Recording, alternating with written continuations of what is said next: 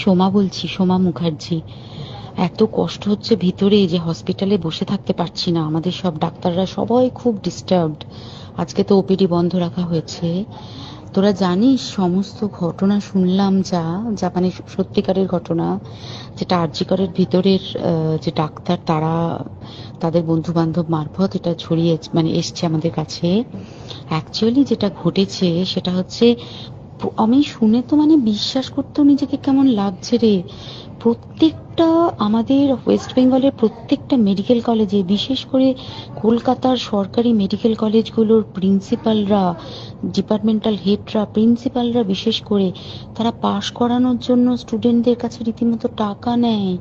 যেসব স্টুডেন্টরা, ইন্টার্নরা, পিজিটিরা যারা ভালো করে ক্লাস করে না বা থিসিস তারা জমা দেবে, পিজিতে তো থিসিস জমা দিতে হয়, তো যারা MBBS final year final pass করবে না সাপ্লি পাইয়ে দেবে, ইন্টার্নের কমপ্লিশন দেবে না, ইন্টার্ন হওয়ার পর কমপ্লিশন না দিলে তারা রেজিস্ট্রেশন নাম্বার পাবে না, এই সমস্ত ভয় দেখিয়ে টাকা পয়সা নেয়। সমস্ত জায়গাতেই এটা আছে।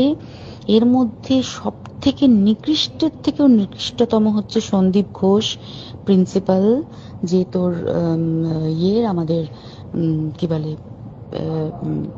আরজি কর মেডিকেল কলেজে। সেখানে ভাব যে ওনার একটা বিশাল নেক্সাস ছিল, যাতে উনি বেশ কিছু ইন্টার্ন, হাউস স্টাফ এদেরকে দিয়ে ওই নেক্সাসটা চালাতেন। তারা ওখানে একটা সেক্স র্যাকেট চালাতো, তারা একটা ড্রাগ র্যাকেট চালাতো। ড্রাগ র্যাকেট মানে ওই যে ওটাতে বলেছে না, ড্রাগ মানে শুধু ওই হেরোইন আর ব্রাউন সুগারের ড্রাগ খাওয়া বা মদ খাওয়া নয়। ড্রাগ মানে হচ্ছে যে কম দামি, কম টাকায় যে ওষুধ পাওয়া যায়, যে ওষুধ, ওষুধ না জল ভগবান জানে, সেই ওষুধের মানে কোটি কোটি টাকায় যে টেন্ডার বেরোতো, সেই ওষুধ নিয়ে ওষুধ কোম্পানিগুলোর কাছ থেকে কোটি কোটি টাকা, সেই সমস্ত টাকার একটা বড় অংশ যেত পার্টি ফান্ডে। বুঝতেই পারছিস তাহলে, সেই জন্য পার্টির একদমই কাছের উনি, পার্টির মানে একদম খোদ মানে ওপর লেভেলের একদম আসল জায়গাকার কাছে।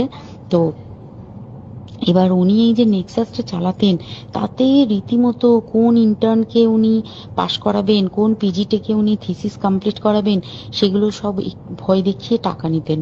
আর তার হয়ে কাজ করতো ওই ইন্টার্ন হাউস স্টাফের একটা পুরো বড় নেক্সাস। এবার এই মেয়েটির যে পিজিটি, মেয়েটি অত্যন্ত ভালো, সে তার থিসিসটা কমপ্লিট করাবে না বলে হুমকি দিচ্ছিল। সে এটা জানতে পেরে গিয়ে বলেছিল যে আমি এরকম কোনোভাবেই মেনে নেব না, আমি এর বিরুদ্ধে আমি যাব এবং আমি এর বিরুদ্ধে সব ফাঁস করে দেবো। তখন তাকে রীতিমতো ধমক দেওয়া হচ্ছিল। এটা চলছিল লাস্ট 6 মান্থস ধরে, 6 মাস ধরে তাকে হুমকি দেওয়া, তার প্রতি মানে বেশি বেশি প্রথমের দিকে কি করছিল, অত্যাচার করছিল। মানে কিরকম, বেশি বেশি করে নাইট ডিউটি দিচ্ছে, at a stress 36 hours duty, বেশি বেশি করে নাইট, বেশি বেশি করে খাটানো। এবং এগুলো সব জানে ডিপার্টমেন্টাল হেড, চেস্টের যে ডিপার্টমেন্টাল হেড সেও জানে, সিনিয়র পিজিটিরা সবাই জানে। প্রিন্সিপালের নির্দেশেই হচ্ছে এবং ওনার নেক্সাসের ছেলেমেয়েরাই কাজ করছে। তারা 6 মাস ধরে এটা করেছে। করার পরও যখন ওকে আটকাতে পারেনি, তখন কি করেছে, ওই দিনকে ওরা ঠিক করেছে, যে দিনটাতে এই ঘটনাটা ঘটেছে, সেদিন কতখানি প্ল্যান্ড এবং গট আপ গেম দেখ। সেই দিন ওই ঘরে, ওই সেমিনার রুমে প্রত্যেক দিনই 4 তলার আরো অনেকেই যারা সিনিয়র পিজিটি বা জুনিয়র পিজিটি, তারা কিন্তু বিশ্রাম নিতে যেত, অনেকেই ওই ঘরে যেত। সেই দিনকে ও একা, ওকে বলেছে তুমি ঘুমিয়ে পড়ো, ওকে একা রেখে এসেছে। বাকিরা কাউকে যেতে দেয়নি, বলেছে ওই ঘরে আজকে ঘটনা ঘটছে, মানে কাজ হচ্ছে, ওই ঘরে কেউ যাবে না। ওই ঘরে সেই দিনকে ওর সাথে যখন খাওয়া দাওয়া করেছে বাকি 4 জন, সেই 4 জনের মধ্যে একটি মেয়ে পর্যন্ত ছিল। সে কিরকম মেয়ে চিন্তা কর, এরা ডাক্তার না জানোয়ার জানি না, আমি জানোয়ার বললেও জানোয়ারদের অপমান করা হয়, কারণ জানোয়ার সমাজে এরকম কাজ হয় না। তো ডাক্তার না কি আমি বলতে পারবো না। সেই ইন্টার্ন মেয়েটি আরেকটি ইন্টার্নের গার্লফ্রেন্ড। তো তার সাথে ওই পিজিটি মেয়েটির প্রচুর ঝগড়া হয়েছে। ঝগড়া হওয়ার পরে তারা তো হুমকি টুমকি দিয়ে চলে গেছে, দিয়ে তারা বলেছে তুমি ঘুমো। এবার ও তো আর জানে না, ভালো মনে শুতে এসেছে। তারপরে তারা গিয়ে মদটদ খেয়েছে, 7-8 জন মিলে চড়াও হয়েছে। এবং তোরা জানিস যে প্রথমে তার হাত দুটোকে দুপাশে 2 জন ধরে রেখেছে এবং সেই কাজে সেই মেয়েটিও সাহায্য করেছে, ইন্টার্ন মেয়েটি। 2 জন ওকে পা দুটোকে টেনে জরাসন্ধর মতো ছিঁড়ে ফেলেছে, মানে ছেঁড়ার মতো করে টেনেছে, যাতে পেলভিক বোন ভেঙেছে, কলার বোন ভেঙেছে। মানে কি বিপর্যস্ত, মানে বিধ্বস্ত, কি নৃশংস অত্যাচার করেছে। ওকে উল্টো দিক করে শুইয়েছে, পিঠের ওপর দিয়ে বুট পরে হেঁটে গেছে, মাথাটাকে এমন থেঁতলেছে যে মানে স্কাল ফাল রাপচার হয়েছে। এই সমস্ত করার পরে শ্বাসরোধ করে তাকে মেরেছে।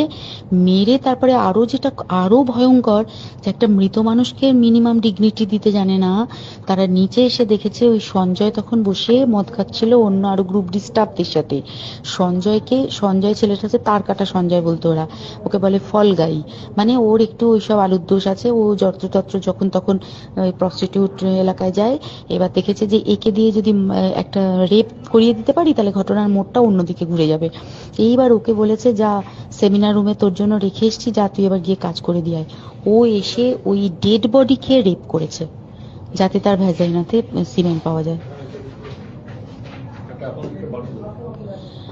তো এবার এই হচ্ছে, প্লিজ আমি নাম করে ফেললাম সবকিছুই। কতজন আমি যে নামগুলো পাঠিয়েছি, এই সব ডাক্তাররা, এরা সব জড়িত জানিস। কিন্তু কেউ কোনো প্রমাণ নেই, প্রমাণ লোপাটের জন্য সেদিনকে ওই ইন্টার্ন এবং ডাক্তাররা যে ওইখানের যে বাথরুমটাতে হাত পা ধুয়েছে, রক্ত ধুয়েছে, সেইটাকে সাত তাড়াতাড়ি প্রমাণ লোপাটের জন্য ওই দেওয়ালকে ভেঙে দিয়ে তার মানে ওই বাথরুমের জায়গাটাকেই ভাঙতে হচ্ছে ওদের। ওখানে নাকি ওরা রুম বানাবে, কালকে দেখেছিস তোরা খবরে। আর বেশি বলতে পারছি না, মানে তোরা তো সবাই প্রোটেস্ট করিস, আমরা তো আমাদের দিক থেকে করছি, কিন্তু কিছুই হবে না। এই পোড়া দেশে কিছুই হবার নেই, শুধু ভেতরে ভেতরে গুমড়ে গুমড়ে কষ্ট পাওয়া। আর আগামী প্রজন্মের যে ডাক্তাররা বেরোবে, তারা যে ইন্টার্ন বা পিজিটি বা এই যাদের কাছে আমরা যাব ভবিষ্যতে, তারা কি ডাক্তার না কি আমি জানি না, কি নিয়ে তাদের কাছে আমরা যাব আর কি করে বা আমাদের পরের প্রজন্মকে আমরা সুরক্ষিত রাখবো।